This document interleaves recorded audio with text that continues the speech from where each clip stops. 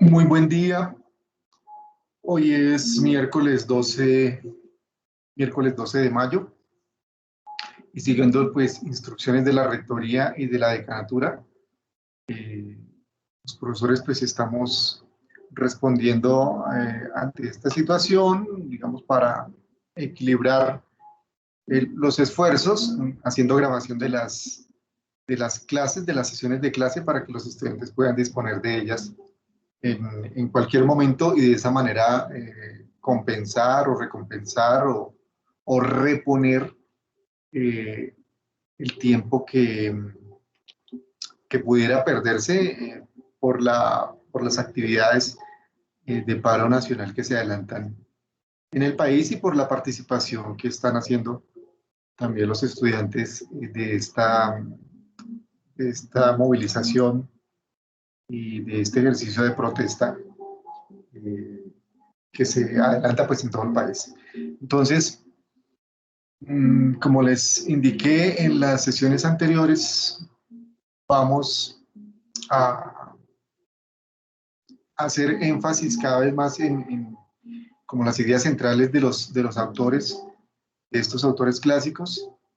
En la sesión anterior hicimos un planteamiento sobre si definitivamente quizás no solamente para leer a Maquiavelo, sino a otros autores, pero en particular a Maquiavelo, en su obra El Príncipe, es necesario pensar en la separación entre moral y política, como una pregunta general y transversal a toda la lectura. Pues bien, hoy vamos a precisar algunos aspectos ya directamente de la obra de Maquiavelo, no solamente El Príncipe, sino también otros escritos, como han sido los discursos de la primera década de Tito Livio, que es otra de sus obras. Maquiavelo escribió pues, también una comedia, La Mandrágora, en fin, otros textos, pero estos dos son considerados como los que concentran el pensamiento político, El Príncipe y los discursos de la primera década de Tito Livio. Hoy entonces nos vamos a centrar eh, en estos temas particulares, digamos, Maquiavelo. En la siguiente sesión vamos a abordar ideas centrales de los aportes de Bodino, Francisco Victoria y Francisco Suárez. Hoy avancemos entonces breve y sucintamente en lo puntual respecto a Maquiavelo. Hay aspectos que van a quedar pendientes, pero son los que vamos a profundizar y a desarrollar con ustedes en la lectura que ustedes están realizando del Príncipe de Maquiavelo. Entonces, pues sería iluso pensar que uno va a sintetizar todo lo que piensa un autor en sus obras y que allí está la última interpretación. Esta es una aproximación. Por tener en cuenta algunos datos bueno, ¿quién fue Maquiavelo? Maquiavelo nace en una familia en la que no tenía necesidades, digamos, vivía cómodamente, una familia burguesa, o sea, una familia que vivía en la ciudad y tuvo una buena formación humanística, una buena educación, buena en el sentido en que pues, para aquella época era un privilegio poder acceder al conocimiento. Él pues presencia una serie de acontecimientos en la Florencia de su entonces, finales del siglo XV, comienzos del siglo XVI, y es el caso de los Médicis o Médicis, que fueron obligados a abandonar Florencia. Recordemos que la península itálica estaba muy fragmentada por guerras diversas, por lo que también se llamaban como esas invasiones bárbaras, términos que aparecen en estas obras. Se restablece entonces la república y pues Maquiavelo entra a trabajar, digamos, con ese nuevo gobierno, por decirlo de algún modo. También él, aunque no compartía pues para nada pues la prédica de Savonarola, reconoce que pues fue un monje consecuente, y también le sirvió a Maquiavelo pues para eh, confirmar, para verificar lo que ya se sabía que era muchas formas de corrupción, tanto en el mismo gobierno, tanto en la iglesia, como también corrupción pues en el mismo pueblo. La corrupción estaba en todo y Savonarola hizo esa denuncia.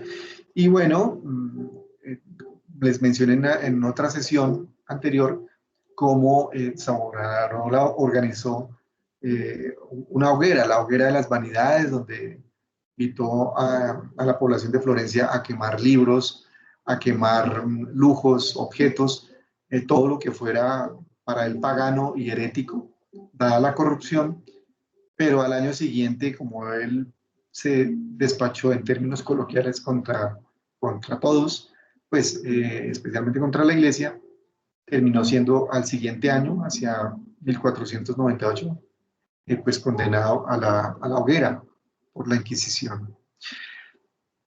Eh, entonces, ese acontecimiento es importante para Maquiavelo porque no es que lo conmueva, pero sí le hace reconocer cómo un sujeto pues tuvo la valentía de morir asumiendo las consecuencias por mantener sus creencias, su pensamiento, su punto de vista. Aunque pues él consideraba que pues eso no era necesariamente valiente, sino falto de estrategia, ¿no? De irse así a ese final tan cruel. Entonces, Maquiavelo trabaja pues con el gobierno, con magistrados en asuntos de defensa y de política exterior. Llega a tener varias misiones, lo envían a Francia, viaja también a la región germana o Alemania. Y pues esa experiencia en el gobierno le ayuda, es su base empírica, es su referencia empírica para después lo que van a ser sus principales planteamientos.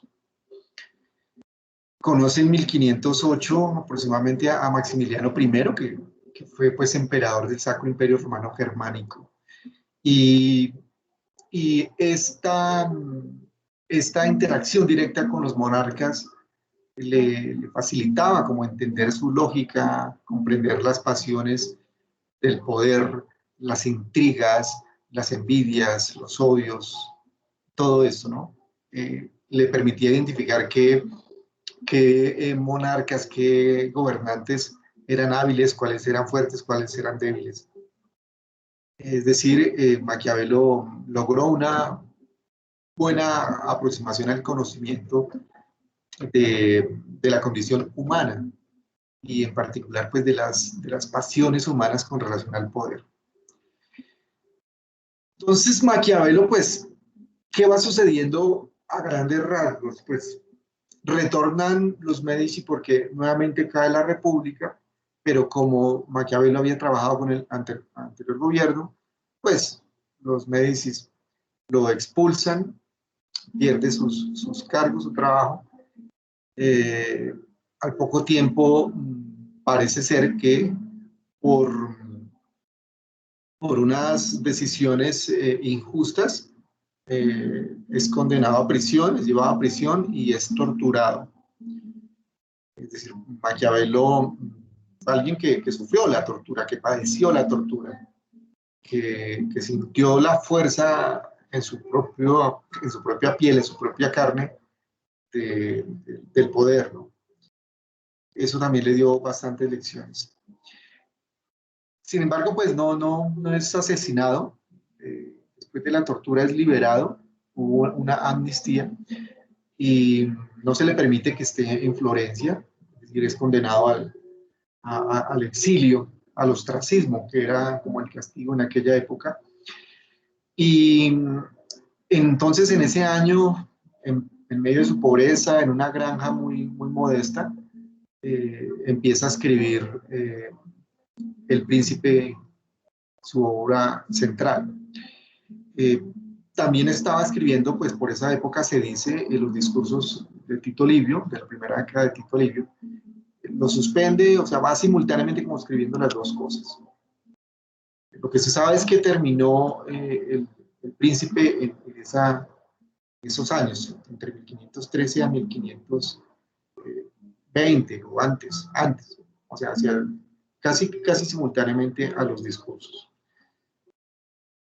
Le dedica entonces a Lorenzo de Medici su obra. Es una obra dedicada a él, o sea, Maquiavelo no escribió El Príncipe pensando en que eso iba a ser un texto leído por muchísima gente. Su propósito era que lo leyera eh, el monarca, el gobernante que estaba en ese momento, que era el Lorenzo de Médicis.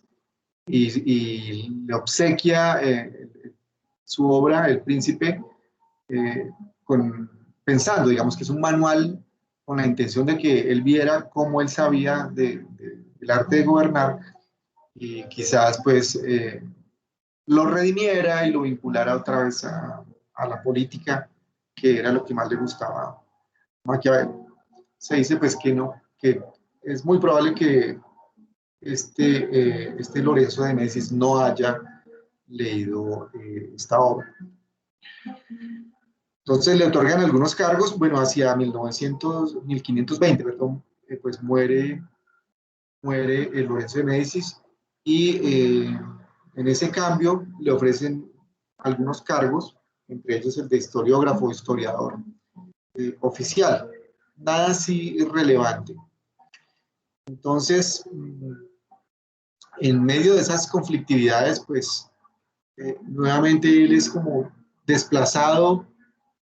Se interpreta que Maquiavelo queda como aburrido, desilusionado de que no puede volver a ejercer la política, bien como consejero, bien como eh, comisionado para esas tareas de las relaciones con otros pueblos y con otros gobernantes.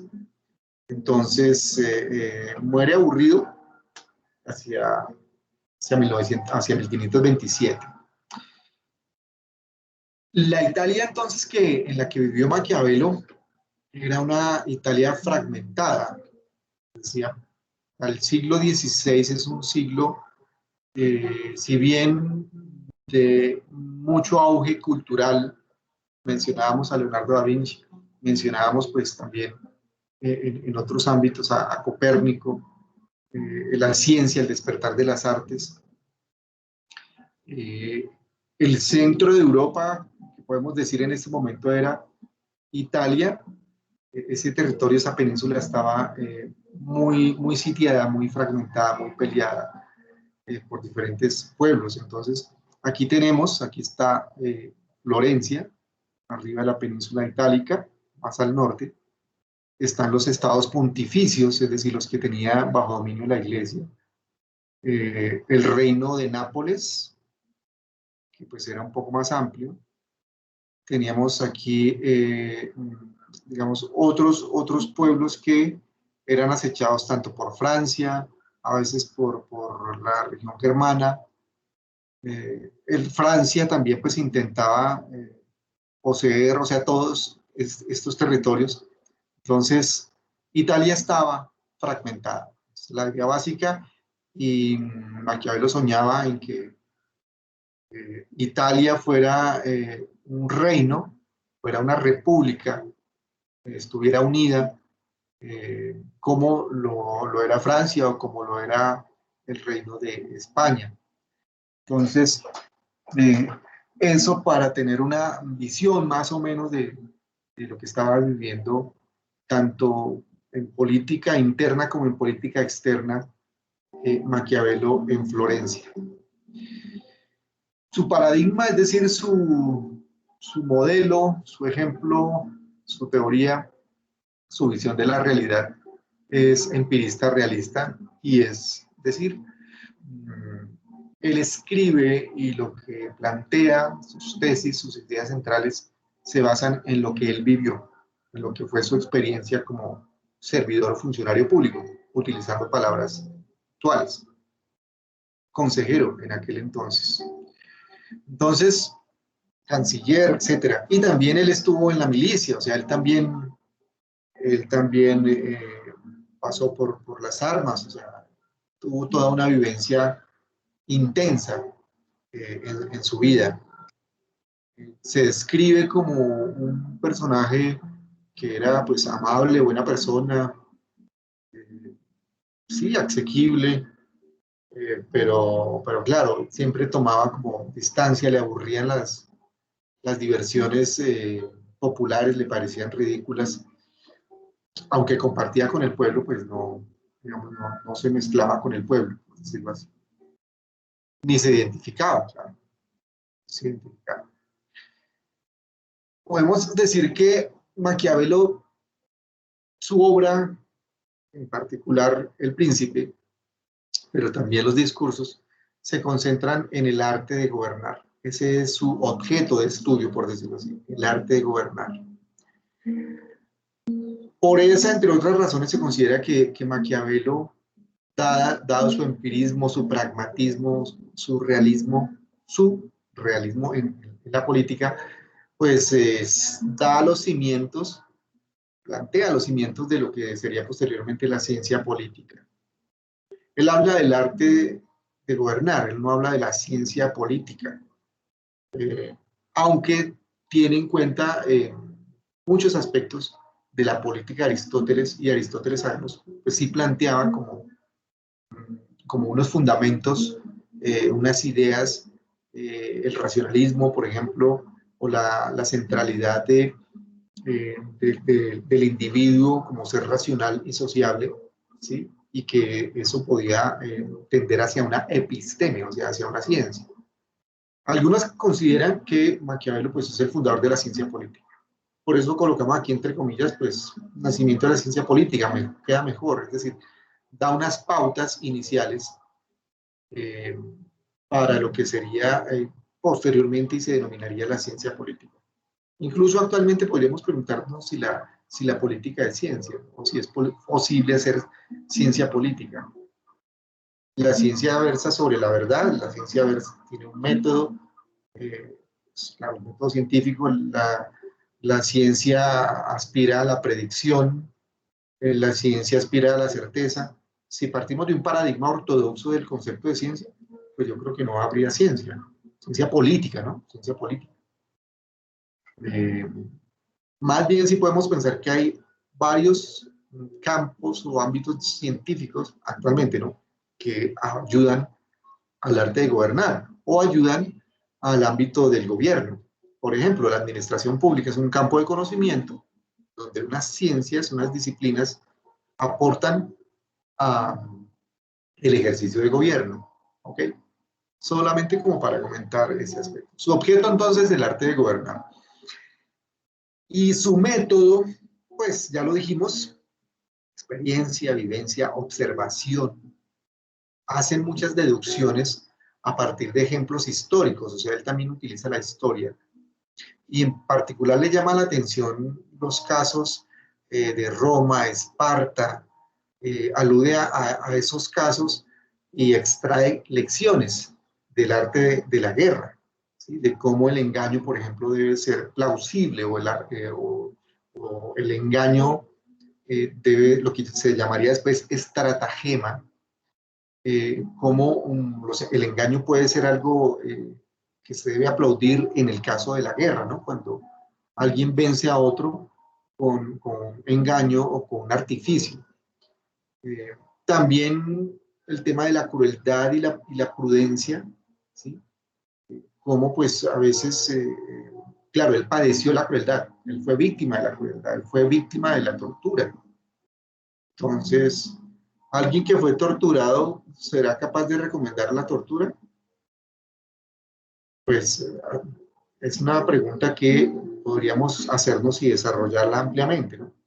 Maquiavelo sufrió tortura, crueldad, ¿sí?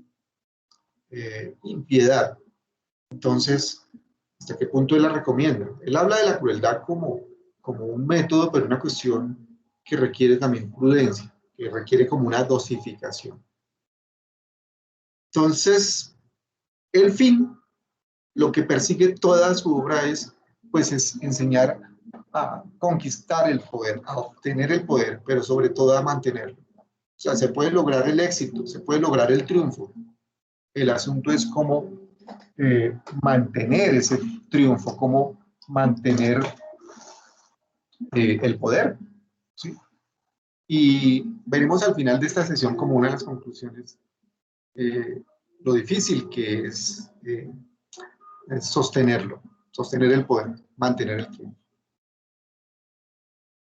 El arte de gobernar para Maquiavelo, en líneas generales podemos decir que tiene tres elementos nucleares. Uno, la fuerza, o sea, predomina en Maquiavelo el uso de la fuerza. ¿Qué entendía Maquiavelo por fuerza? Pues él no define de manera explícita, pero sí se refiere, sí alude y relaciona este término de la fuerza, que también algunos latinos traducen como valor, con lo siguiente. Un elemento central de la idea de fuerza en Maquiavelo es la estrategia. Pero aquí tenemos que entender que estrategia no significaba lo que para nosotros significa hoy día. Hoy día la palabra estrategia se utiliza, estrategia comercial, estrategia para vender, qué sé yo, un banano. ¿Sí? Es una palabra que, digamos, se popularizó, se utiliza indiscriminadamente para todo. Pero la palabra estrategia para el siglo, para los siglos antiguos, desde los griegos hasta el Renacimiento con Maquiavelo, estrategia significaba el arte de la guerra. ¿En qué sentido? Estrategia, el prefijo estratos significa ejército y el sufijo, digamos, egia, o lo que es eh, eh, las terminaciones sufijas en GA, GI, ¿sí? Significan dirección, como gerencia, gestión. Entonces, estrategia era la dirección del ejército. Un estratega sabía manejar el ejército. La estrategia trataba sobre la capacidad, ¿sí? Inteligente de orientar las fuerzas de los ejércitos.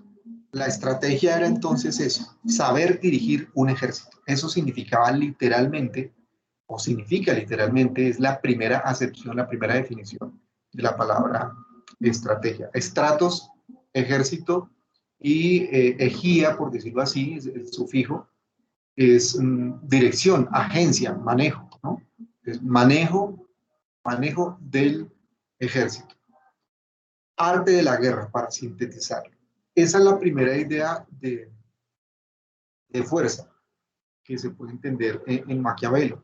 También él alude a las buenas armas, pero las buenas armas no significan aquí, eh, eh, buenas armas no significa aquí buenas flechas, buenos arcos, buenas catapultas, no, no, no. Él se refiere aquí a buenas armas a los propios ejércitos. ¿Sí? Él está en contra de vincular o de pagarle a mercenarios para obtener el poder. Él dice, utilizar mercenarios, eso es un error porque los mercenarios son infieles, no son leales, te pueden traicionar. ¿Sí? Contratar como gente mala para obtener el poder, esas serían malas armas. Él dice, las buenas armas son los ejércitos propios, las buenas armas es un pueblo que está decidido a defender a su república, ¿sí? A su gobierno, a su mismo pueblo, un pueblo que se defiende a sí mismo, él lo entiende así. Entonces las buenas armas son como los propios, los ejércitos propios, no ejércitos ajenos. Buenas leyes, es decir, hay una relación entre esa fuerza, que sería bélica, militar, y las buenas leyes. Eh, Maquiavelo no, para Maquiavelo no hay que entender que todo es malo. Hablaba de buenas leyes.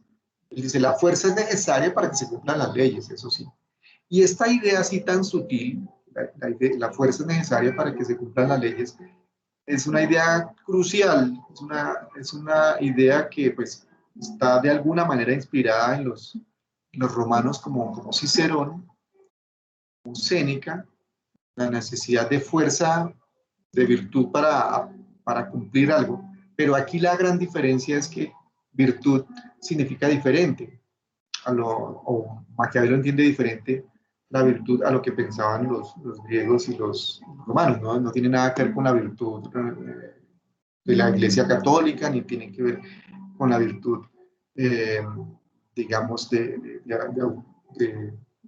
autoperfección que buscaban los griegos y romanos. Entonces, hay una correlación. Aquí ya Maquiavelo plantea cómo la fuerza, que se puede entender aquí como la fuerza física, la coacción, diríamos, ayuda a que la gente cumpla las leyes. ¿Sí? Puede haber buenas leyes, pero si la gente no las cumple, él dice, no, se necesita hacer un ajuste, se necesita algo coactivo, algo que presione, ¿sí? Una fuerza física. Entonces, un primer elemento para entender ese arte de gobernar, Maquiavelo, es la idea, la noción de fuerza. Fuerza física, pero también como una fuerza, digamos, de poder del mismo gobernante, su imagen. Él no utiliza la palabra imagen, utiliza la palabra fama. Bueno, según las traducciones, pero veamos entonces qué se contrapone a ese primer elemento que es la fuerza. Él nos habla de la fortuna. La fortuna la podemos interpretar como el conjunto de circunstancias que el ser humano no puede controlar. Entonces él reconoce que pues el gobernante, el príncipe, no lo puede controlar todo, que hay situaciones, fenómenos, hechos que escapan a su control. Y a eso le denomina fortuna. Circunstancias, la suerte, el azar, el destino. Pero Maquiavelo es muy hábil y él hace este raciocinio. Él dice, existe probabilidad de que, digamos, no ganemos una batalla, que no obtengamos el poder.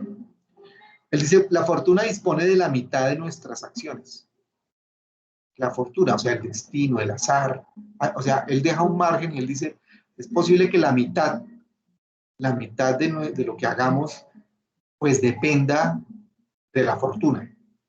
Dice, pero yo creo que la fortuna nos deja la otra mitad en nuestro poder, o deja la otra mitad para nosotros. Es decir, la voluntad humana se puede imponer a los infortunios. La voluntad humana se puede, digamos, enfrentar a las circunstancias. Y ahí surge entonces el tercer elemento y es la virtud. Repito, no es la virtud cristiana, no es la virtud católica de la que se conocía por estos años, ni era la virtud de los griegos y romanos. Hay algo de ello en cuanto a la búsqueda quizás de perfección. Sí, quizás en ese aspecto pudiera coincidir Maquiavelo. El caso es que Maquiavelo relaciona la idea de virtud con inteligencia, o sea, sagacidad, astucia. Dice, el príncipe por su virtud triunfa ante la adversidad. Perdón, el príncipe que por su virtud triunfa ante la adversidad, o sea, ante el infortunio, es más respetado que aquellos que por solo linaje o herencia obtuvieron el poder. Es decir, quien obtiene el poder de una manera virtuosa, superando las dificultades, las circunstancias y con mucha fuerza, pues es más respetado que alguien que llegó al poder sí, ¿cómo diríamos?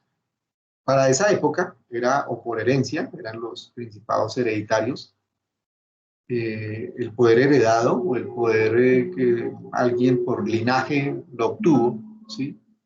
O que alguien por suerte lo logró, pero sin un esfuerzo, sin un virtus, sin una fuerza. Recordemos que virtud también significa fuerza. Estos tres elementos aquí los planteamos así, divididos. Hay gran consenso de los estudiosos de Maquiavelo en que son tres elementos claves para entender el arte de gobernar y que se entremezclan a través de sus afirmaciones, de su descripción en ese manual denominado el Príncipe. Entonces, la inteligencia, la astucia, el valor, la estrategia. La astucia porque no necesariamente, digamos, el gobernante lo tiene que saber todo. También puede aparentar, ¿sí? Si tiene debilidades, pues puede aparentar que es fuerte. Si tiene ignorancia, puede aparentar que sabe. Si es débil, pues puede mostrar síntomas de fuerza con otros mecanismos, directa o indirectamente. La astucia entonces es una especie de habilidad para engañar, ¿sí? Una habilidad para transmitir una imagen, una apariencia. Y como ustedes pueden apreciar, la estrategia está allí en la virtud. Es decir, como que la virtud entrelaza las dos cosas, ¿no? La fuerza, que sería también el la voluntad de poder, esa persistencia. La voluntad de poder es un concepto que posteriormente, siglos después, va a retomar Schopenhauer y Federico Nietzsche, la voluntad de poder, y que influyó muchísimo pues, en el nazismo. La virtud fusiona la fuerza, o sea, la voluntad, frente a la adversidad, es decir, la fortuna, el azar, el destino. ¿Sí? Resaltar de aquí que Maquiavelo definitivamente es realista, él cuando escribe el príncipe, él lo hace sinceramente, él no está engañando, él es descaradamente claro, y digo descaradamente porque él no tiene ahí prejuicios de nada, él le está recomendando a un gobernante, como es Lorenzo de Médicis, le está recomendando cómo ejercer el poder, le está recomendando cómo lograrlo, ¿sí? No necesariamente utilizando métodos, diríamos, para esa época que obedecieran a una moral convencional. ¿Sí? Eh, esa es como la tríada, esta es como la tríada en principio para empezar a observar toda la obra de Maquiavelo. Entonces, veamos algunos aspectos de esa visión general. Religión y moral se pueden utilizar para consolidar el poder, pero ojo, o sea, él advierte, él dice pero moral y religión no, son independientes del poder. El poder puede utilizar la moral y la religión, pero el funcionamiento del poder como tal no depende de la religión y la moral, ¿sí? Porque sería otra cosa. Nos dice también que el fin, pues sí, el fin es el poder. El fin del arte de gobernar es el poder. Obtenerlo, preservarlo, defenderlo. Y para ello hay que usar los diferentes medios. En este texto, en un discurso en una parte de los discursos de la primera década de Tito Livio, dice que la patria se debe defender siempre con ignominia o con gloria, y de cualquier manera estará bien definida, perdón, bien defendida. Bueno, también bien definida, o sea, una república una patria, un poder, también se define de manera adecuada, según Maquiavelo, siempre y cuando se le procure mantener por el medio que sea. Este tipo de afirmaciones son las que los estudiosos de Maquiavelo infieren que el fin justifica los medios, ¿no? Eh, Aunque él no haya, repito, utilizado esa frase como tal. Entonces, en varias afirmaciones, él reitera que el poder hay que obtenerlo como sea, pero nos vamos a dar cuenta que esa supuesta idea de que el fin justifica los medios no es tan extrema en Maquiavelo.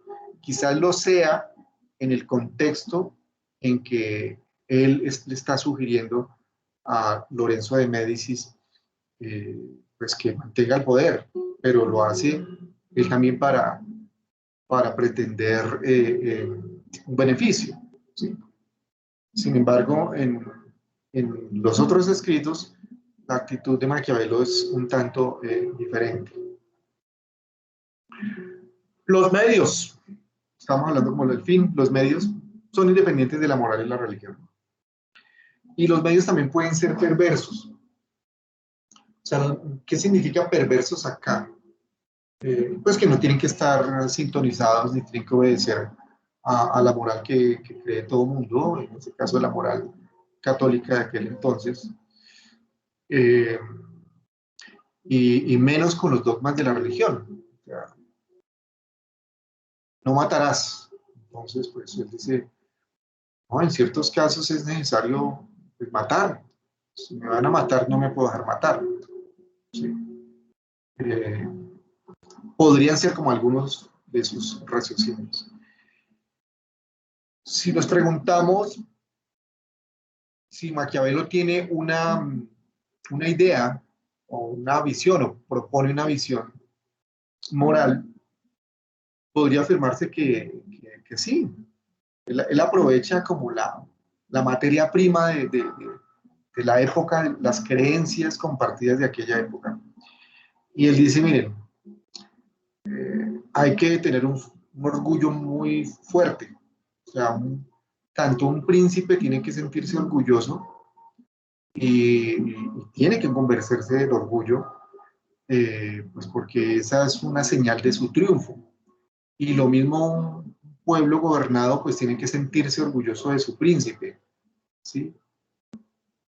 Ya decía anteriormente, Maquiavelo conoce muy bien el alma humana, por decirlo en algunas palabras, conoce muy bien las pasiones humanas. Maquiavelo sabe como de esa psicología política, él entiende la psicología, el manejo emocional y pasional de, del poder, ¿sí? Y aquí entonces esa sería su visión moral. Ya en la sesión anterior vimos qué significa moral, ¿cierto? La moral tiene una base pues, biológica, una base cultural y tiene una base axiológica, es decir, parte de las necesidades vitales, ¿sí? De subsistencia, tiene que ver con creencias compartidas y tiene que ver con una forma en que se enseña a valorar. Pues la forma en que Maquiavelo aquí sugiere valorar es esa, ¿no? El orgullo. El orgullo de los individuos tienen que sentirse orgullosos, pero en particular el príncipe. Y también sería un orgullo popular, ¿sí? Que el pueblo se sienta gobernado, al sentirse gobernado, sienta que está triunfando, ¿sí? Se sienta con un triunfo. Entonces, la idea del orgullo es lo que algunos interpretan como el planteamiento de la voluntad de poder, ¿sí? Y la habilidad que debe tener un gobierno para que su pueblo se sienta, digamos, eh, con él, o sea, que logre aceptación. Maquiavelo no utiliza la palabra legitimidad, pero sí utiliza la palabra orgullo, es decir, que haya el orgullo que es una aceptación, ¿no? Si un pueblo se siente orgulloso de quien lo gobierna, pues Eso sería el máximo triunfo para, para el mismo príncipe, para el mismo gobernante. Pero pues eso es apenas un destello de una visión moral que podría plantear Maquiavelo. Es lo que también se considera que pensadores políticos, pero también filósofos como Nietzsche, van a retomar después y van a decir, miren, esto es lo que se necesita, nacionalismo, identidad, patriotismo, necesidad de defender lo propio, imponer lo propio por encima de todos los demás. Ese orgullo individual es un germen peligroso para, para lo que van a ser después los regímenes políticos eh, modernos y contemporáneos, ¿no? Como el nazismo, como el nacionalismo nazi, ¿no? Entonces, esa es una visión moral. Ustedes van a decir, pero ¿cómo así? Los nazis luego tenían moral. Claro, tenían bastante moral, tenían una moral de considerarse en una raza pura, máxima, hegemónica y con el derecho a dominar a las demás razas. Eh, era su moral, era su moral. ¿No? No estamos hablando de una moral internacional ni de una moral pública en términos actuales. ¿Sí? Entonces, esa idea del orgullo del gobernante, su fama, pues que en las traducciones ustedes encontrarán como imagen. Pueden que encuentren en lugar de fama, encuentren la palabra imagen. ¿Sí? Imagen es una palabra actual, o sea, actualmente lo que prima es la imagen, ¿no? Esa palabra específicamente no la utilizó Maquiavelo, él habló de apariencia, lo que aparece. Entonces alguien dice, ah, bueno, pero lo que aparece es una imagen. Bueno, sí, seamos como lo más fieles a sus textos. La fama del gobernante. Para que haya fama en un gobierno, Maquiavelo dice, bueno, infiriendo, ¿no? Las pasiones, existen las pasiones políticas. Por ejemplo, la fuerza tiene que ver más con lo animal. La ley es un producto más humano, ¿sí? Pero se requiere también un poco de usar esa fuerza animal. Entonces, aquí la palabra pasiones está relacionada con esa fuerza como instintiva que Maquiavelo identifica, ¿no? Y él de alguna manera compara a las bestias, ¿no? Entonces él y utiliza metáforas, él dice, el gobernante debe ser como el zorro es muy hábil, muy inteligente en identificar las trampas, y también debe ser como el león, ¿sí? Que devore, que ataque, que aniquile a los lobos, que ahuyente a los lobos. Eh, esas metáforas que utiliza Maquiavelo se están refiriendo pues a las pasiones humanas, a las pasiones en este caso políticas, a las pasiones en el poder. Y aquí la cuestión es si ser temido, ¿qué es mejor, ser temido o ser amado? La conclusión de él es que es mejor ser temido primero, ¿sí? Antes que amado, porque el que ama pues puede dejar de amar, pero el que teme eh, podrá dejar de temer, siempre va a quedar, o sea, es como, tiene más fuerza el temor, el miedo, ¿sí? Que el amor mismo, ¿sí? Tiene más fuerza. Uno desde otra perspectiva moral podría decir, no, el amor es lo que tiene toda la fuerza del mundo. Eh, pero él pone aquí a competir esas dos pasiones humanas, el amor o el temor. Él dice, gana el temor. El temor, al temor se le obedece, al temor digamos, se le pone más atención, pero sobre todo al temor se le obedece, se le respeta, ¿sí? Al que se ama se le puede ser infiel, al que se ama se le puede engañar, ¿sí? Se le puede seguir fingiendo que se le ama. Estos son aspectos y detalles que en el arte de gobernar, pues son entendidos como perversos, ¿sí? La gran diferencia aquí es que Maquiavelo dice, bueno, usted puede ser temido antes que amado, pero el hecho que usted infunde temores para que lo respeten, no para que lo odien. Porque si usted, para ser temido, comete atrocidades, utiliza la violencia, la crueldad, eh, usted sí podrá ser temido, pero usted también, ese temor, ese miedo que le tengan, se va convirtiendo en odio. Y entonces no le va a ser funcional. ¿Sí? Por eso al fin ahí no justifica los medios. O sea, en este caso, eh, el temor, por ejemplo, con violencia, con crueldad, eh, pues, pues no va a ser necesariamente, eh, no va a ser necesariamente un beneficio para el gobernante. Entonces, jamás ser odiado. El príncipe jamás debe buscar ser odiado. Y el temor también tiene su límite. Y más si es un temor con crueldad. Este punto es central, pero bueno, podemos volver sobre él. Eh, la crueldad o la severidad, ¿no? Ya lo estaba de alguna manera sugiriendo.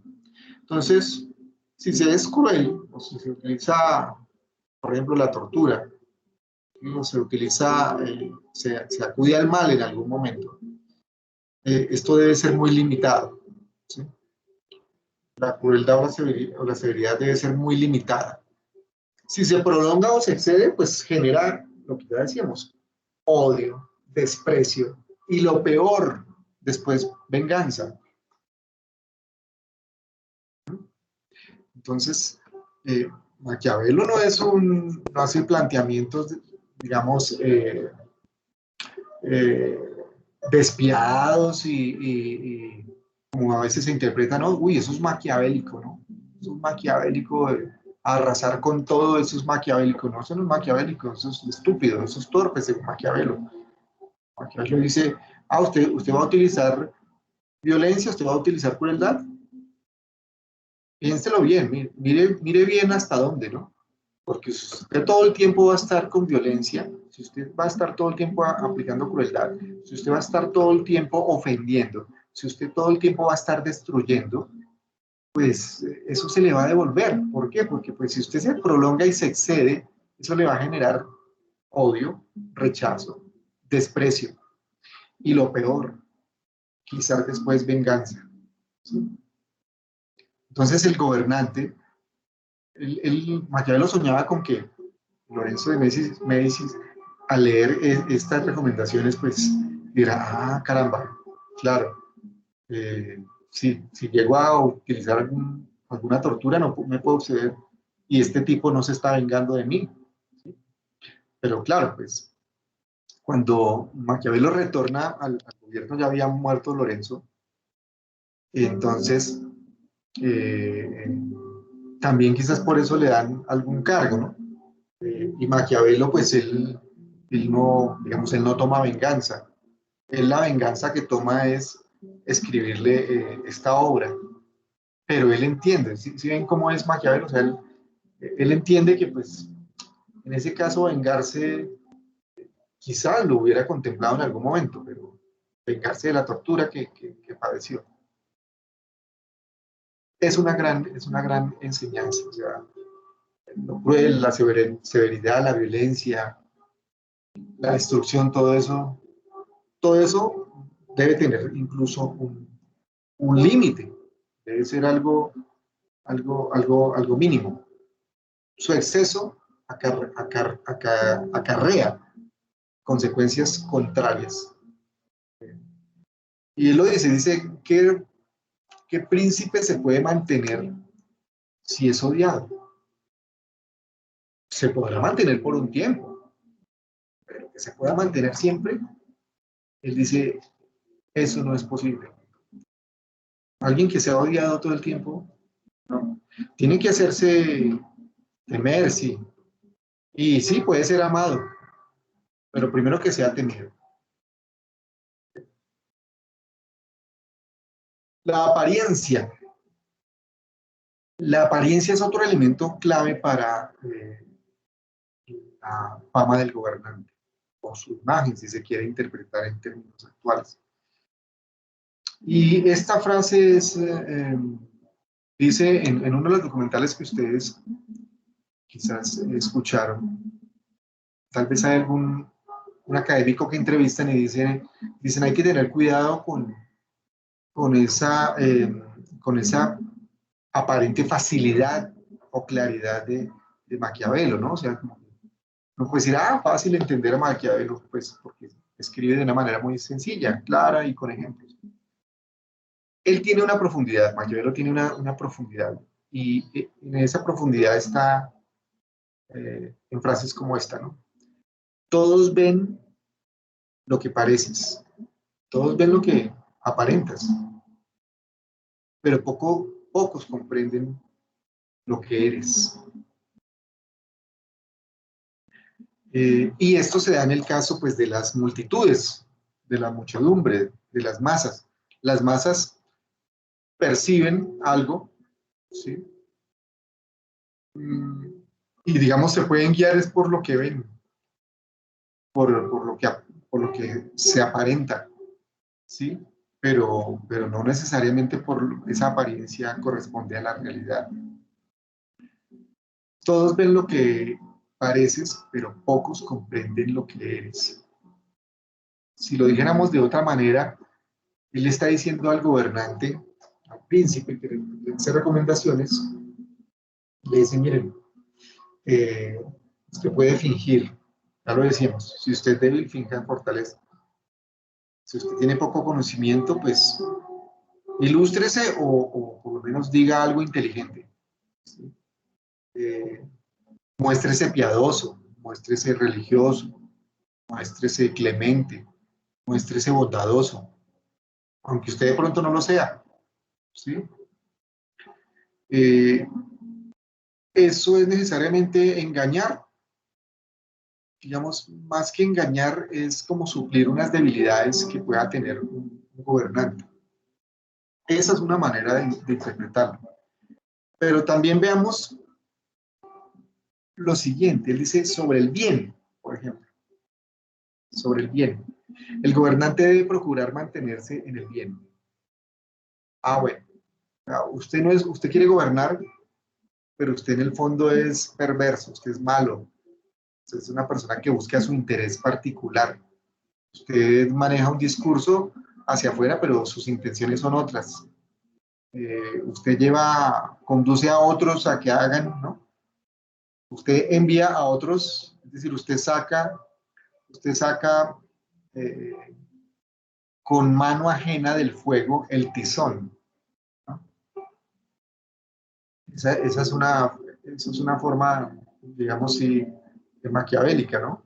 Es decir, ordenarle a alguien, ¿no? Oiga, sacar con mano ajena el tizón del fuego, ¿no?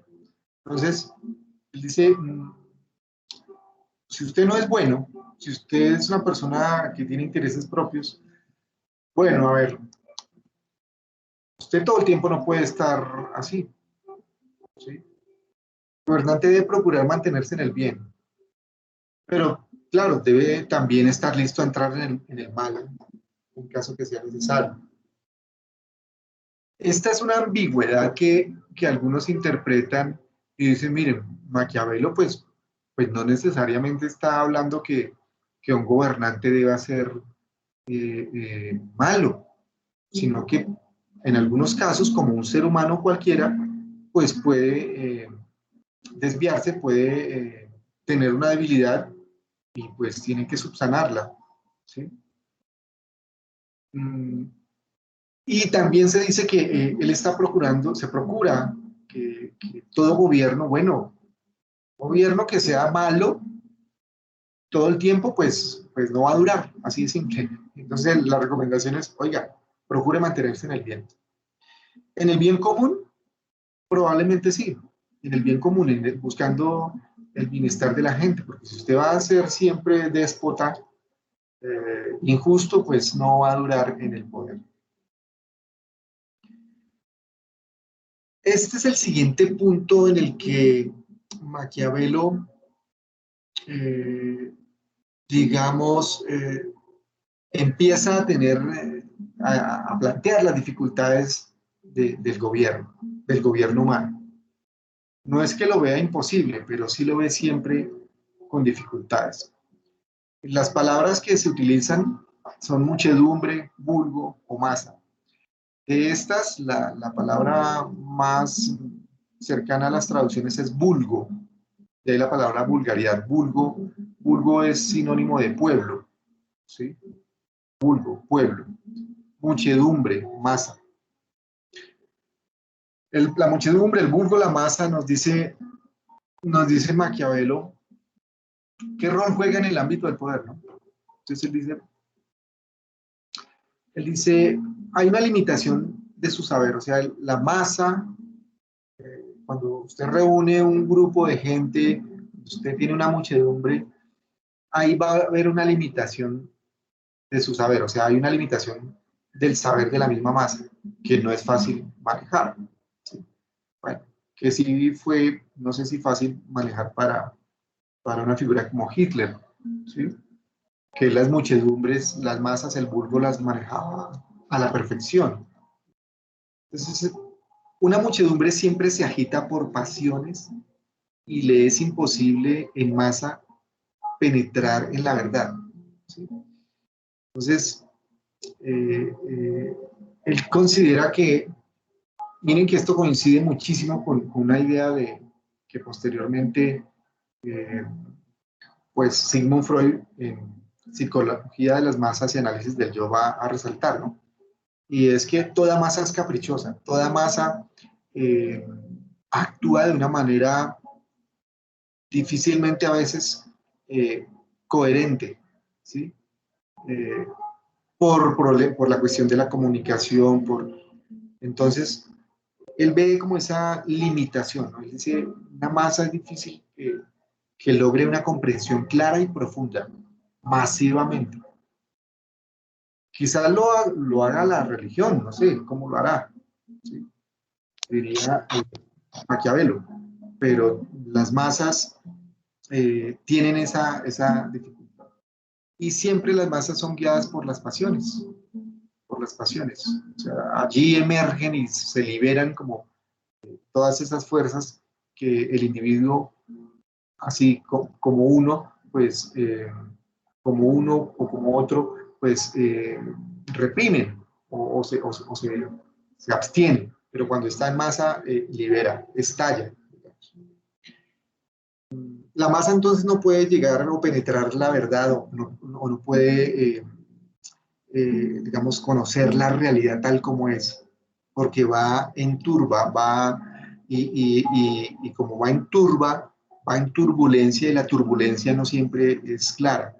La turbulencia a veces solamente permite ver apariencias, ¿sí? Formas, fragmentos, pero nunca la totalidad o el conjunto y menos el rigor de la profundidad. Entonces, el vulgo se guía por la apariencia. El vulgo o la masa siempre obedece a lo que ve o escucha de los demás. Solo pocos conocen la realidad, solo pocos. Hay una frase que Maquiavelo utiliza y es, solo algunos pueden tocar, ¿no? Solo muy pocos pueden tocar, eh, muchos pueden ver, pero es privilegio de pocos tocar. Con esa imagen él quiere significar como que eh, no no todos los paladares están prestos o dispuestos para degustar de igual forma, ¿sí? Eh, ahí hay un aspecto como muy selectivo y podríamos decir hasta discriminador por parte de Maquiavelo. Eh, Sin embargo, él lo que está planteando es que los seres humanos pues, son diversos y es muy complicado llegar sobre todo a satisfacer a una masa completamente, porque siempre en la masa va a haber quienes estén insatisfechos o no comprendan, eh, digamos, qué se les plantea. El vulgo seguía siempre por la apariencia. Y si el vulgo se guía solamente por la apariencia, eso quiere decir que es susceptible de manipulación. Eso significa que es susceptible de ser manejada. ¿Sí? ¿Con qué? Con apariencias. Eso significa que la masa, la muchedumbre, sea en el tipo de gobierno que sea, siempre será como una ola, ¿no? Eh, en algunos de sus escritos literarios dicen que Maquiavelo compara como cuando a las bestias se les muestra un pedazo de carne, ¿sí? O una jauría, o a un grupo de lobos, ¿sí? Se les muestra una presa, ¿no? De carne, y pues todos corren así tras ese... Algo así puede ser la masa, ¿no? Según Maquiavelo, que siempre va tras de sí, tras de satisfacer sus necesidades, sus impulsos, sus pasiones, y nunca ve con claridad, ¿no? Se le puede mostrar algo y la masa sigue esa apariencia y ¡pum! Se le puede atrapar. Eh, entonces, nos está hablando Maquiavelo de la seducción de las masas, o la seducción que se le hace a las masas, o cómo en el arte de gobernar, las masas son objeto de seducción. Son fáciles de seducir con pasiones, apariencias y actos asombrosos. Actos asombrosos. Pues, el heroísmo, eh, el espectáculo, algo que les entretenga o que se maravillen, ¿sí? En aquella época, pues, la magia, en aquella época, el circo, en aquella época, pero no es el circo de los payasos pintaditos, no, el circo de esa época era que arrojaban al ruedo a alguien y le soltaban unos leones y la gente era feliz viendo cómo los leones devoraban a una bestia, devoraban, mataban y destrozaban a un ser humano. Eso era el circo romano, por ejemplo. Profe, una pregunta, bueno, una pregunta no es más como una observación. Eso se puede comparar con lo que pasa hoy en día, por ejemplo, cuando utilizan como los deportes, principalmente el fútbol, ¿no? Y detrás de ello hay como una problemática social o, bueno, utilizan ese medio de entretenimiento para que los gobernantes los puedan meter como lo que ellos quieran. Por ejemplo, yo no sé si en el mundial pasado donde ganó Francia. Antes de que ganara Francia, se vio que habían muchas protestas en ese país. Entonces se utilizó, por ejemplo, como el fútbol para distraerlos y pues como que se olvidaran de la protesta. Básicamente, pues eso se sigue utilizando, ¿no? Es un buen ejemplo, sí, es un buen ejemplo. Es una paradoja, ¿no? Es una aparente contradicción porque es un muy buen ejemplo el que acabas de mencionar y podemos decir que sí, eh, digamos, sería así en términos de Maquiavelo que se podrían seguir utilizando estas formas de seducción de las masas. Todo lo que sea diversión, todo lo que sea entretenimiento, todo lo que le mueva a la gente, ¿no?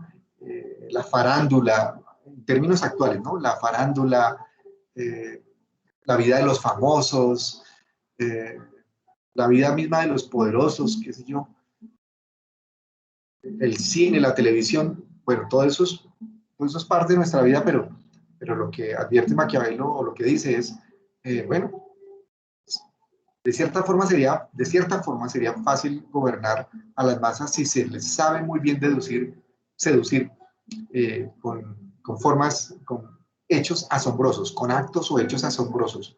Que la gente, ¡ah! Sí, que la gente se sorprenda y, oh, wow, wow, ¿sí? Él lo ve como algo primitivo.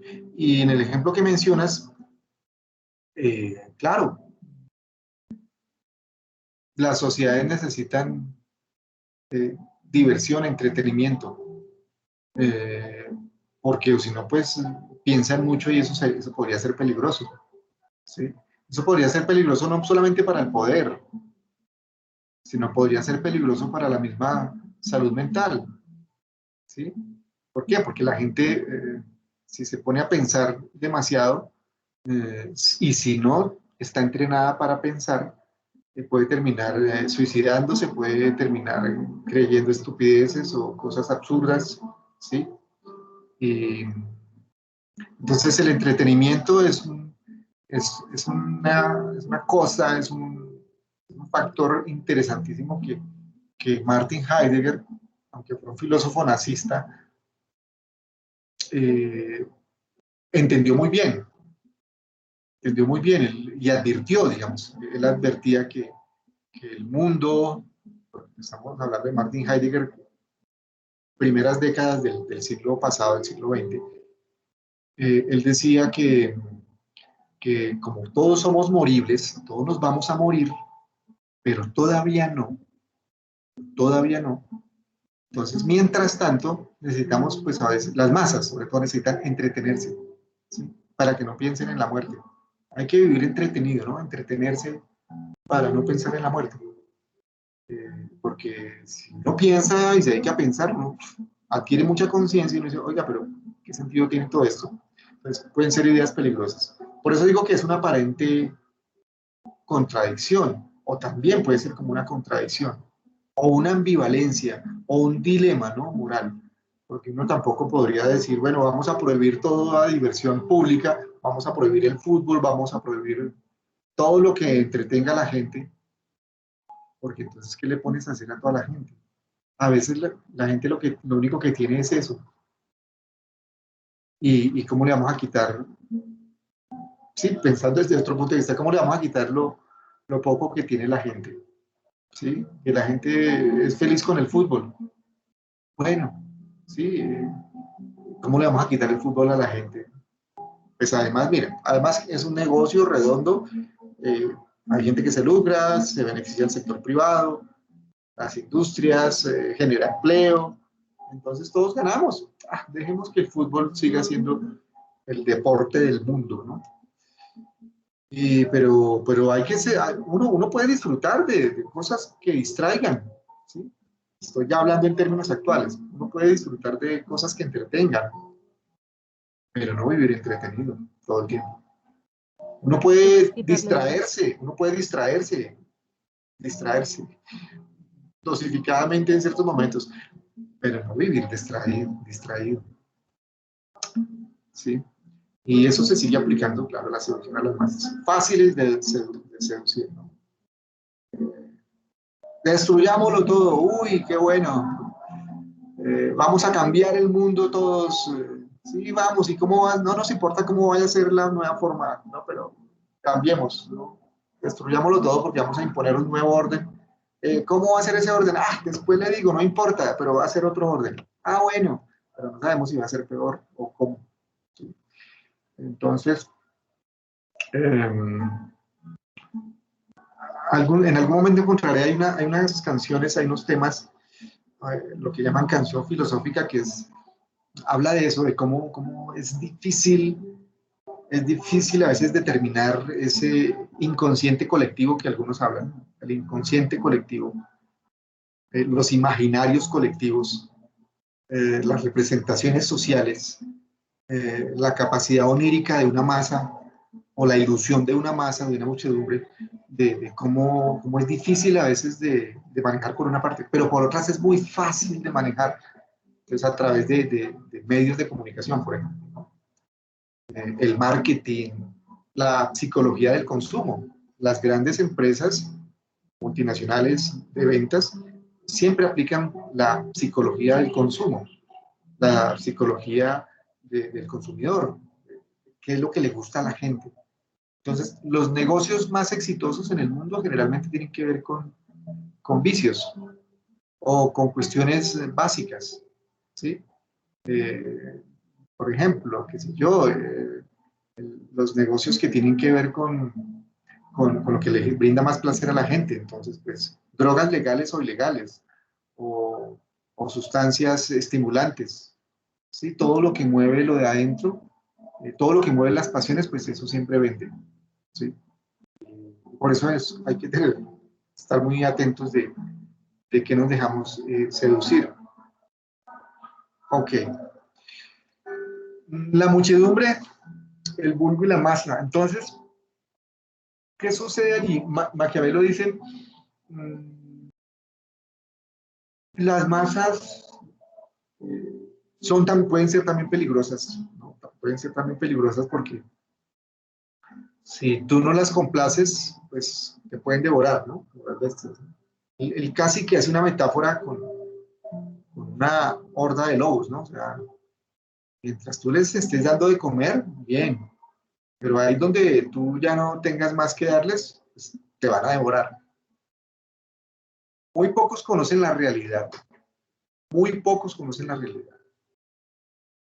¿Esto será realismo, Maquiavelo? ¿Será que realmente es así? ¿Sí?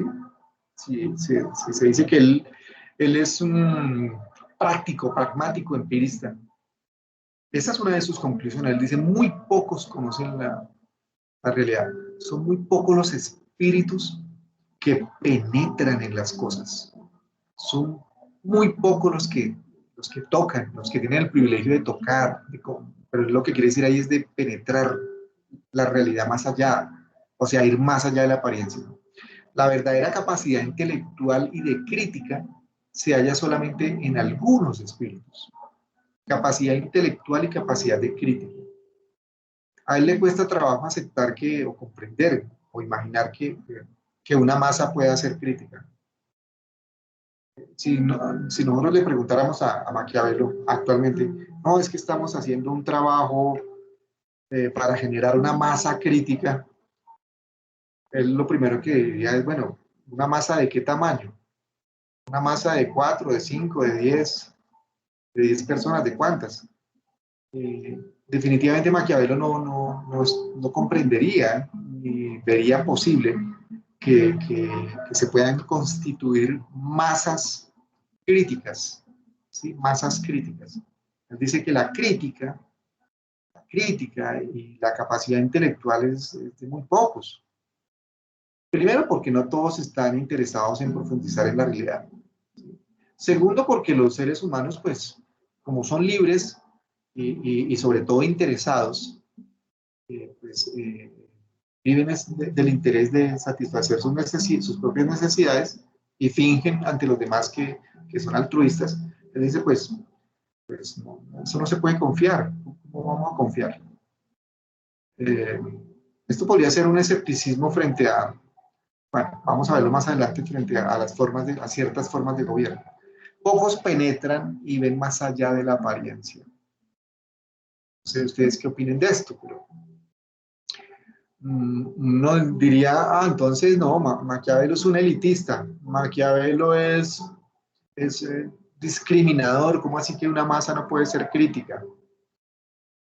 Lo que él sí reconoce es que puede haber en la masa críticos, que dentro de una masa puede haber un subgrupo, un grupo de críticos, o puede haber individuos, unos pocos que estén en la masa, pocos dentro de la masa, pueden ver más allá, pueden ver más allá. Y quizás esos pocos que ven más allá y que intelectualmente tienen esa capacidad y que tienen capacidad crítica y creativa y propositiva, puedan ser los que orienten a esa masa.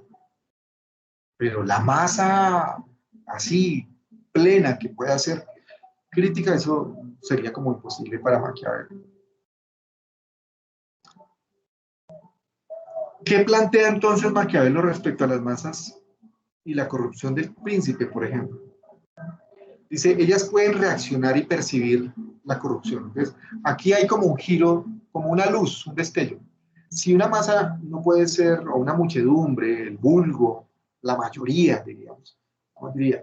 No tiene capacidad intelectual o crítica, lo que sí dice Maquiavelo es, aunque no sean críticas o intelectuales, las masas sí se pueden dar cuenta de la injusticia, las masas sí se pueden dar cuenta de la crueldad, las masas sí se pueden dar cuenta de un mal gobierno, eh, o por lo menos en lo que, porque un gobierno puede aparentar o que está haciendo las cosas bien o que las está haciendo mal. Entonces, esas apariencias de buen o mal gobierno, las masas sí las pueden percibir, las masas perciben, son las apariencias, entonces pueden reaccionar.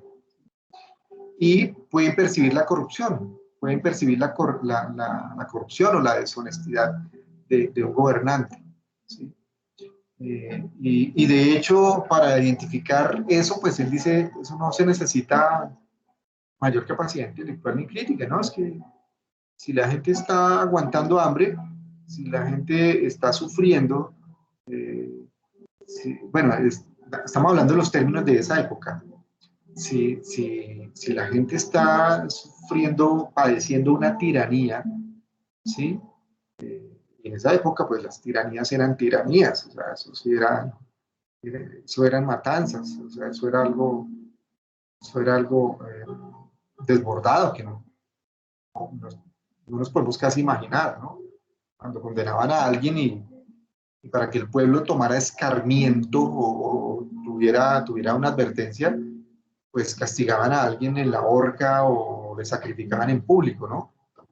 A un delincuente o algo, la justicia en esa época era, ¿no? Ah, bueno, ladrón, ponga las manos ahí, pum, se las cortaban, ¿sí? Sin anestesia ni nada y de las masas, ¡ah! Uy, no hay que robar, ¿no? ¿Sí? Entonces, eh, ese exceso, eh, esos excesos, pues las masas sí los iban viendo. Y dirían, bueno, pero eso no es apariencia.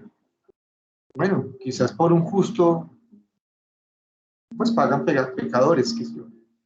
Entonces, aquí hay como una luz en cuanto que una masa sí puede reaccionar cuando hay una tiranía, ¿sí? Eh, y para eso, pues no necesariamente necesita ser intelectualmente toda homogénea o críticamente homogénea, ¿no? Sino que son reacciones, son reacciones. Mm, los pocos que ven pueden orientar a las masas. Entonces, aunque haya dificultades de entendimiento, aunque Maquiavelo dice, eh, los seres humanos para que se comprendan entre sí, eh, para que se comprendan, quizás más bien puede haber ese intercambios de favores. Puede, más que entendimiento, lo que hay, eso no hay altruismo, eso no hay ahí, lo que hay ahí es siempre un intercambio de intereses.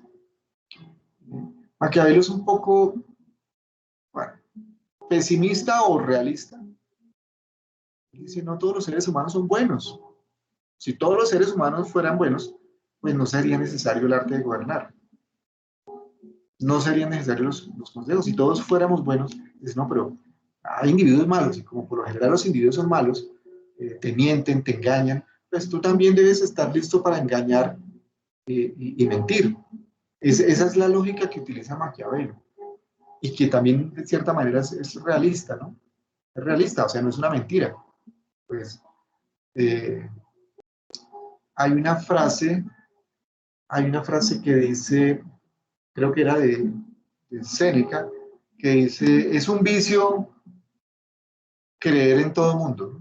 Es un vicio creer en todo mundo, o sea, es un error creer en todo mundo, pero también es un vicio no creer en nadie, ¿no? Son las paradojas. Los pocos que ven más allá, esos espíritus que penetran más allá de la apariencia, entonces dice Maquiavelo, y se puede inferir, eh, pueden, digamos, orientar a las masas aunque haya dificultades. Hay que aprender cómo hacían los antiguos para guiar a las masas. ¿Cómo era que él se pregunta cómo hicieron los romanos, y lo explica, ¿no? ¿Cómo hicieron los romanos y los griegos pues para que existiera una república, o sea, para que fuera posible crear y sostener una república, o sea, un gobierno popular, un gobierno de la cosa pública. De fondo es la democracia. Y eso va a depender, y ahí él nos va a explicar entonces, y es la parte final, pues las formas de gobierno. Luego de ese recorrido entonces, resumiendo, uno, que no todos los seres humanos son buenos. Si todos fueran buenos, pues entonces no sería necesario el arte de gobernar. Segundo, pues como todos los seres humanos no son buenos y siempre los individuos responden a sus intereses, son como fieras que van detrás de satisfacer sus apetitos, pues hay que también aprender ese arte. ¿Sí? Si el gobernante entonces quiere, una vez logrado el poder, quiere mantenerlo, pues tiene que saber que hay gente que lo quiere y que no lo quiere. ¿Sí? Y ante las masas, pues debe hacerse temer, que podríamos traducir más, debe hacerse respetar. Pero ese temor, aunque también pueda ser amado, es primero. Pero ese temor no se debe interpretar o no debe desbordar en odio. ¿Sí? Uno puede respetar a alguien, puede temer a alguien, eh, y pues le puede tener aprecio, afecto, amor, ¿sí? Pero no necesariamente odio. ¿Sí? Entonces, muy bien maneja Maquiavelo las pasiones, muy bien las comprende las pasiones humanas. Diríamos que el príncipe podría ser un manual del manejo de las pasiones políticas. Hay un círculo vicioso, y esto ya es para redondear en general, un círculo vicioso de las formas de gobierno. Este es el realismo crudo y duro de Maquiavelo. Él dice, pues las masas en principio se figura, toma siempre los ejemplos de esas luchas entre los griegos, espartanos y ateneos, y también lo que fueron los gobiernos romanos, da ejemplos de esas luchas, de esas contiendas. Y él dice, esas contiendas se han dado, ¿por qué? Porque los seres humanos, bueno, ahí explica el estado naturaleza, recuerden ese concepto. Estado naturaleza significa ese estado salvaje, esa situación de todos contra todos, esa situación que Thomas Hobbes nos dirá es la lucha de lobos contra lobos. ¿Sí? Maquiavelo dice, pues los seres humanos vivían como en esas hordas, ¿no? Donde ganaba el más cruel, ¿sí? Todo eso. Pero era como una especie de una tiranía de la bestia más fuerte, del animal más fuerte. ¿Sí? Pero por tiranía, por más tiranía y todo, pues eso no podía sostenerse y se podía aniquilar la misma horda, la misma masa. Luego, eh, una tiranía siempre va a generar pues que la masa en algún momento o el grupo humano busque algún tipo de entendimiento entre sí y se autogobierne, se oriente, porque hay dentro de ella algunos que ven más allá y dicen un momento, eh, es por aquí, es por allá, ¿sí? Tengamos cuidado en esto. Entonces, y la masa se identifica con esa voz y puede llegarse podría llegarse a un gobierno popular, ¿sí? Y aborrecer a ese que era un cruel, a ese gobierno que era un tirano, a ese gobierno que era injusto, déspota, despiadado, ¿sí? Repito, imaginémonos, transportémonos un poco imaginariamente al menos en esa época. ¿Sí? Una tiranía era algo muy, muy, muy cruel, bastante cruel. Entonces, eso generaba odio y lo que surge es, pues, un gobierno de la mayoría. Oiga, no podemos vivir con este que nos destruye. Entonces, la democracia, aunque él no simpatiza mucho con ella, él la explica. Este círculo que vamos aquí a ver vicioso es la interpretación que hace Maquiavelo descriptivamente de su opinión, de lo que él considera eh, eh, fueron para él historia, ¿no? Porque él está devolviéndose siglos atrás, dando ejemplos, y las plantea en la Florencia de inicios del siglo XVI. Entonces, la tiranía genera una revuelta de las masas se organizan y se llega a un gobierno popular, la democracia. Esa democracia, entonces, de todas formas, no puede funcionar. La masa, ya sabemos, la masa no por sí sola es como torpe, no ve con claridad, se guía por las apariencias y las pasiones. Entonces, siempre la masa necesita que haya, que los mejores orienten el poder. Que los mejores orienten el poder. Eso es lo que se denomina aristocracia, el gobierno de los mejores. Aristocracia, aristos, los mejores. Kratoscracia, gobierno poder. Entonces, el gobierno de los mejores. Dentro de la masa siempre hay mejores. Entonces, tú verás una horda de lobos y siempre entre esa manada de lobos va a haber unos lobitos que sean mejores que otros, más hábiles que otros, ¿sí? Más inteligentes que otros. Habrá unos que son más torpes, más sonsos, son buenos, pues bueno, pero quizás no son, pueden ser buenos y hay que tenerlos ahí, pero no son buenos para la casa, por ejemplo, ¿sí? Son buenos para cuidar, etcétera. Entonces él dice, siempre las masas, las muchedumbres, las mayorías, que se gobiernen absolutamente, que sean autárquicas, autónomas 100%, no, eso no existe, dice Maquiavelo, eso no existe. Una masa, un pueblo, una de lo que llamamos democracia, si funciona es porque hay dentro de ella un grupo selecto de los que no se guían por las apariencias solamente, los que van más allá de las apariencias, los que penetran la realidad, los que no se guían necesariamente por las pasiones, entienden las pasiones, conocen las pasiones, saben manejar las pasiones, saben orientar las pasiones, pero no son prisioneros de las pasiones. Esos son los mejores, los inteligentes, los astutos.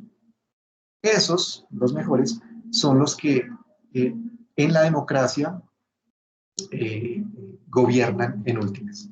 Pero él dice, bueno, pero sin embargo, los griegos y los romanos nos han mostrado que también existe la aristocracia, ¿no?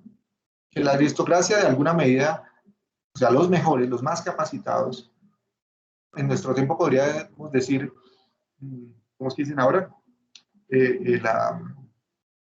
Los meritocráticos, ¿no? Hablamos hoy día de meritocracia. ¿Han escuchado? Para cargos públicos, donde hay una convocatoria, no, por meritocracia. Habría que revisar eso, qué significa meritocracia. O sea, los mejores, ¿realmente son los mejores? ¿O siempre son los mejores? ¿O cuáles son los criterios para definir cuáles son los mejores? Bueno, eso es otro asunto, pero tengamos en cuenta. La aristocracia. Pero la aristocracia, listo. Se llegó después de la tiranía, de un gobierno horrible, se restableció la democracia. La democracia, de todas formas, pues no puede andar solita, entonces necesita un grupo selecto de los que se capaciten, los que vayan más allá y orienten el gobierno. La aristocracia, el gobierno de los mejores. Pero esa aristocracia muchas veces, bueno, creen que siempre lo están haciendo bien. Y muy probablemente entonces entre esos que son los mejores, que al comienzo representaban al pueblo, empiezan a dejarse llevar por pasiones, empiezan a dejarse llevar por sus intereses particulares y la aristocracia degenera en oligarquía. Es decir, en algunos de esos mejores, algunos empiezan a corromperse, algunos empiezan entonces a defender más su interés particular, personal, y esos algunos, pues, en últimas, terminan gobernando. Entonces, esos algunos corruptos, eh, definitivamente son los que destrozan y acaban con los mejores. ¿Sí? O sea, la aristocracia degenera en oligarquía. Y esa oligarquía, pues, empieza a despertar nuevamente los ánimos de la tiranía. O sea, unos oligarcas, los oligarcas que en este caso se identifican negativamente eh, como privilegiados déspotas, como privilegiados injustos, como privilegiados sí, sobre todo injustos y crueles. ¿Sí? Eh, entonces, cuando en nuestro mundo actual se habla de oligarcas o de la oligarquía, eh, eh, no sé hasta qué punto se les identifique siempre como los crueles, como los que pueden ejercer tiranía, ¿no? Algunos que se convierten en tiranos y enemigos 100% del pueblo, ¿no? Entonces, los términos tienen variaciones a través de los años, de los siglos, y más aún de los siglos. Aquí en Maquiavelo, eh, la oligarquía es la degeneración de la aristocracia. Quizás Aristóteles puede hablar de oligarquía, pero Aristóteles habla de los oligarcas o de los óligos, del gobierno de algunos, pero de algunos que puedan ser, como lo diría Platón, filósofos, ¿no? Para Platón, solo algunos gobernarían, algunos que sean filósofos, que sean virtuosos, pero esa sería otra perspectiva de la oligarquía. A la que se refiere Maquiavelo aquí es una oligarquía más déspota, más inclinada al interés, a defender los intereses particulares de algunos. Punto. Entonces, una alternativa para esa oligarquía, digamos Maquiavelo, es buscar un gobierno mixto, buscar ejercer un poder mixto, es decir, combinar el principado, o sea, la monarquía, con la democracia. Habría que combinar un poco esa parte. ¿Por qué? Porque pues si escogemos a los mejores terminan, pues, dentro de ellos terminan algunos corrompiéndose. Ese posible gobierno mixto sería quizás la alternativa. Sin embargo, pues Maquiavelo considera que todo ha comenzado siempre girado en torno a la monarquía, al gobierno de uno, porque es más fácil controlar a uno que a muchos. ¿Sí?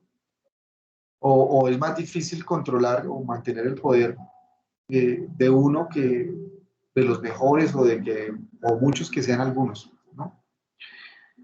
Y así sucesivamente, entonces la monarquía, se puede llegar a la monarquía, se mantiene la monarquía, pero, pero el monarca igual, si es demasiado cruel, si es déspota, si no sabe utilizar la crueldad, si en lugar de hacerse temido, se convierte en intimidador o se convierte en gobierno tirano, pues va a ser destronado. ¿Sí?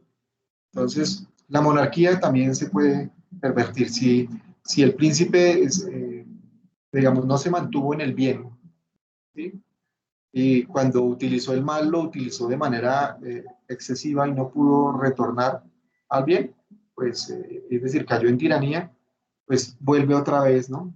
La tiranía, la insatisfacción vuelve a generar otra vez que las masas vuelvan a congregarse, a moverse, ¿sí? Entre ellas surge un grupo de los mejores que las orienta y así sucesivamente.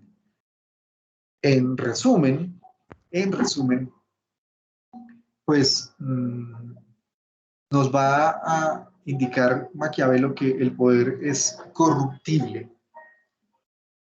que el poder como dimensión humana es apetecible, se busca, se pretende, el ser humano, porque también es egoísta, digamos, Maquiavelo, Maquiavelo tiene cierta antropología, por decirlo así, tiene una visión del ser humano, tiene una concepción antropológica y esa concepción antropológica describe, muestra que el ser humano pues es corruptible, que es un ser humano eh, envidioso, egoísta, que primero piensa en sus intereses antes que en los demás, a los demás les finge que es altruista, que busca el bien de los demás, lo que busque siempre es su interés personal, ¿sí? Que en medio de todo ello, pues hay algunos que logran como ese equilibrio, ¿no? Y entonces ese es un círculo en el que, digamos, la rueda que deja girando Maquiavelo y que posteriores, bueno, algunos contemporáneos de él, pensadores políticos como veremos, y otros postreros, pues van a empezar a mirar cómo entender y cómo darle un manejo. Y grosso modo, esas son como las tensiones, las contradicciones, las paradojas, las luchas, eh, las dificultades que tienen los seres humanos en este mundo, ¿no? Desde el punto de vista político. En conclusión, eh, ninguna forma de gobierno se salvaría, ninguna forma de gobierno. Todas se corrompen tarde o temprano, se corrompen. Segundo, una de las formas de gobierno que podría, digamos, mantenerse un buen tiempo sería, parece ser que Maquiavelo se orienta hacia una república de gobierno mixto, ¿sí? Entonces, que haya principado y democracia, que es a lo que el mundo actual más se orientó, digamos, o se ha orientado. Después de tantos siglos, de alguna manera, lo que ha predominado es la democracia a nivel mundial. Pero esa democracia, identifiquemos, siempre en nuestro entorno, en nuestro contexto actual, siempre está mezclado porque esa democracia debe tener a los mejores, ¿sí?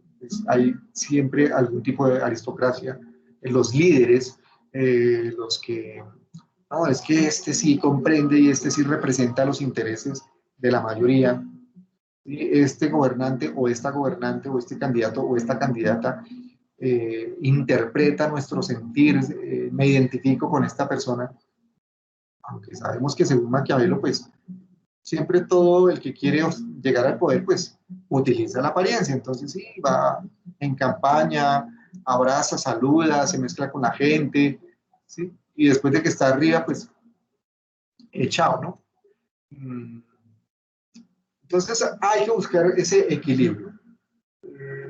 Maquiavelo no da una respuesta definitiva, pero Maquiavelo sí dice, bueno, el arte de gobernar dependerá entonces de cómo eh, se llega, bueno, no dice un término medio, pero como lo diría Aristóteles, pero sí a que para usted sostenerse en el poder tiene que conocer las pasiones humanas, tiene que conocer los egoísmos, tiene que conocer las trampas, los engaños que los demás quieren utilizar contigo, y por eso hay que aprender a engañar, dice él, ¿sí? Eso es lo perverso, pero eso es lo que también muchos interpretan como realismo. Como este mundo es de gente que te engaña, pues bueno, aprende a engañar. Ah, como este mundo es de apariencias, pues también aprende a aparentar, ¿sí? Como este mundo es de abusivos, entonces aprende a abusar. Pero el límite que pone Maquiavelo es que no necesariamente, si el fin justificara los medios, en sentido estricto y ortodoxo, y si el fin fuera, por ejemplo, si el medio fuera siempre la violencia desenfrenada, pues Maquiavelo diría, no, eso es un error, eso es una torpeza, porque pues la violencia siempre va a traer venganzas y venganzas y venganzas, entonces nunca va a haber nada estable. Entonces, eh, creo que es un punto de discusión, es un punto para que reflexionemos y, y rescatemos pues digamos, ese realismo, esas enseñanzas, esas ideas que se planteó Maquiavelo y que son utilizadas en cierta forma, a veces acertada, a veces desacertada, a veces tergiversada, de lo que pensó políticamente Maquiavelo en torno al uso del poder. Vamos a precisar entonces ya la otra semana, que es la evaluación, y si esta situación de paro no se continúa, no sé cómo se hará lo de las evaluaciones, pero una vez ya ustedes tengan leído completamente el texto del El Príncipe, podremos precisar y llegar a mejores conclusiones después de ahondar. Como he dicho, aquí apenas he esbozado uh, la película, pero la película ustedes tienen que verla directamente a través de la lectura o a partir de la lectura de El Príncipe. Muchas gracias. Profe, una pregunta. No sé si tienen comentarios. Sí, Profe, ¿me escuchas? sí, le escucho. Una pregunta, sí, Diana. Profe, al respecto de la forma de gobierno mixta, ¿dónde la desarrolla? Porque yo no vi que haya desarrollado en El Príncipe. Esa idea la plantea en los discursos de la primera década de Tito Livio. En ese texto, que es una obra también posterior, bueno, es simultánea, pero digamos que quizás por lo que tiene más énfasis en el arte de la guerra, quizás por eso pues siempre hay mayor interés en analizar el príncipe, ¿no? Es como la más llamativa. Pero por ejemplo, en los discursos habla, por ejemplo, el ejército y su disciplina, los errores habituales de la guerra, las relaciones de Roma con sus ciudades y estados, los comentarios sobre estrategias, tácticas, consejos para los capitanes sobre el terreno, ¿sí? Esos discursos y esa obra es más amplia, es más densa, eh, y es allí donde él muestra esa otra cara, ¿sí? Pues maravilloso si puedes leerla, si puedes conseguirla. Se titula así, Los discursos de la primera década de Tito Livio. Eh, y él se inclina ya en esa obra, tomando mucha distancia, por eso algunos dicen, bueno, pero parece que fuera otro Maquiavelo, parece que fuera otro Maquiavelo, sí. En el príncipe como tal, puede que haya algunos aspectos alusivos al gobierno mixto, no recuerdo en este momento, pero eso lo veremos más en detalle eh, con la lectura. Profe, Sí. yo le tengo tres preguntas. Primero, de la monarquía nace el sistema presidencialista, o sea, en donde prácticamente el ejecutivo es uno solo. Segundo, cuando Maquiavelo habla de ser temido, uno cómo consigue ser temido sin la violencia, sin el demostrar el poder en la acción. Es el simple hecho de tener un poder potencial de mostrar las armas pero sin usarlas. Y como tercera pregunta, ¿alguna vez en la historia habido un gobierno que se pueda llamar 100% aristocrático? Bueno, siempre me corcha con preguntas difíciles. Bueno, sobre la primera, si de la monarquía surge el presidencialismo, el modelo presidencialista, sí, en un primer momento podemos decir que sí. Eh, digamos, la monarquía, pues, mono significa uno, ¿no? Monotemático, hablar un solo tema. La monarquía es el gobierno de uno solo. Pues la monarquía sentó las bases de lo que se puede entender, digamos, contemporáneamente o modernamente, el modelo presidencialista o el presidencialismo.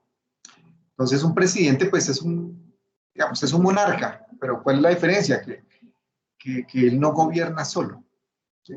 Sino que el poder ha sido, digamos, distribuido, ¿sí? En el sistema democrático, por ejemplo, ¿no? En la república, en el liberalismo republicano democrático. Esos términos los veremos más adelante al final. Entonces, sí, en principio, sí, el principado, la monarquía, sienta las bases para el modelo presidencialista, o de que debemos tener un presidente, pero realmente un presidente es como si fuera un monarca, ¿no? La diferencia es que en esa época el monarca era, pues, era un rey, el rey, pues, el poder lo soltaba por herencia, o lo cedía por herencia, o lo transfería por herencia. Él ya se sentía viejo, entonces, pues, él decía, bueno, el próximo va a ser mi hijo, el, el que va a continuar este gobierno. Esa es la diferencia, ¿no?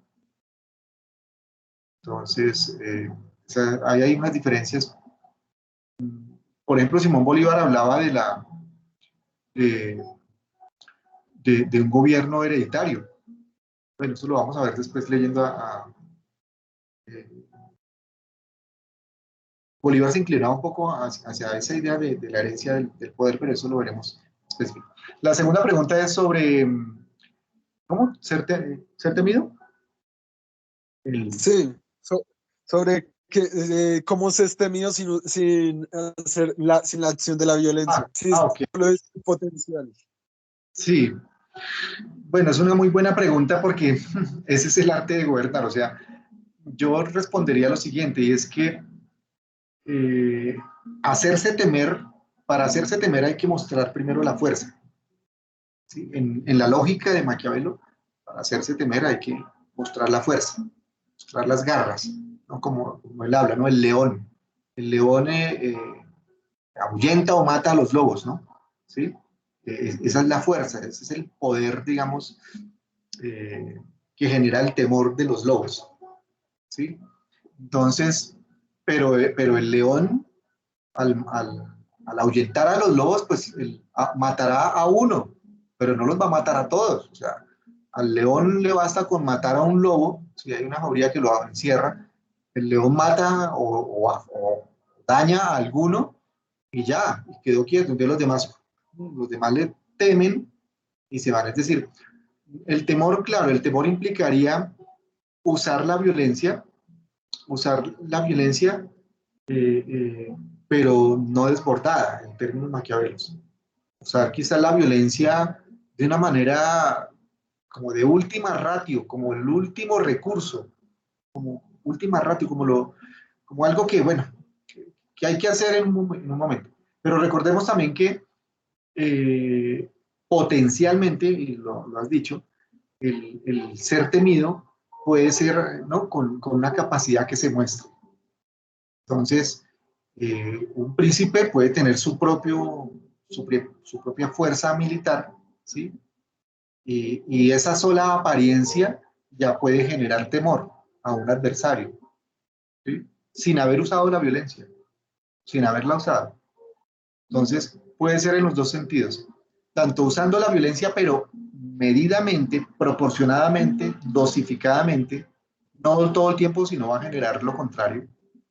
Si supongamos, si volvemos a la metáfora, el león empieza, bueno, mata a uno y entonces va a intentar, o se quedó con uno solo y está matando a ese lobo, pues llegan los otros y lo van a atacar, ¿sí? Entonces, o si el león está distraído, es probable que cobren venganza los lobos y lo maten. Entonces, es una metáfora que, claro, es un ejemplo, pero en términos, como él habla del león y del zorro, él dice, bueno, pero hay que ser también zorro, es identificar las trampas, cautela, prudencia.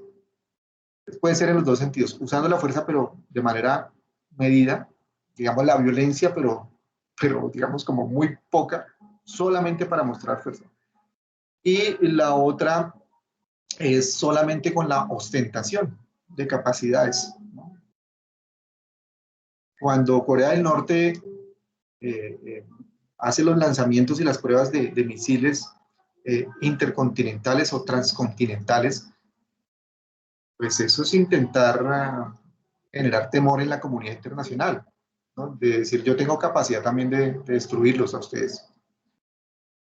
¿Ha utilizado la violencia? Eh, pues no, pero sí está generando mensajes simbólicos potencialmente violentos. Y la tercera pregunta sobre qué? ¿Alguna vez en la historia ha existido un sistema 100% aristocrático? Ah, ya. Mm. No, pues, o sea, sí ha habido aristocracias, pero, o como que se hayan mantenido en el tiempo, porque pues sí, el 100% aristocráticos, sí, o sea, siempre ha habido, digamos, elegidos o elegidos, bien sea por voluntad popular o u otros mecanismos mediante los cuales las sociedades siempre eligen como a que los mejores gobiernen, a los que mejores, a los que están más capacitados o que tienen más virtudes o que tienen mayor visión, pues sean los que orienten. Eh, Esos son los aristos, ¿no? Los mejores. De ahí también quizá la posible meritocracia. Pero sí han existido formas, sí han existido esas formas. Uy, caramba, se nos acabó el tiempo. Entonces, si quieres podemos en una siguiente sesión, en algún momento, te puedo detallar más aspectos sobre tus preguntas. Muchas gracias y nos vemos en la próxima sesión. Continúen y ojalá terminen la lectura del Príncipe. Gracias, profe. Bueno, hasta pronto. Vale, profe, hasta luego. Hasta pronto.